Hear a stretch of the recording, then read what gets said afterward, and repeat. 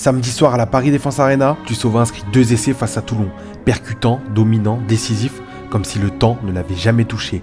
Et pourtant, il y a des choses que cet homme a traversées que la plupart d'entre nous n'auraient pas surmontées. Abonne-toi au Ovalie Media avant de poursuivre cette vidéo. Joshua Tuisova est certainement le meilleur joueur de la sélection fidjienne.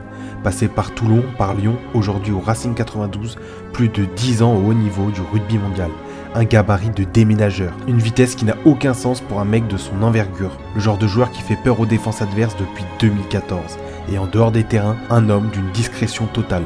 On n'a presque jamais entendu le son de sa voix dans les médias. Pas d'interview, pas de déclaration fracassante, juste le travail et juste le terrain.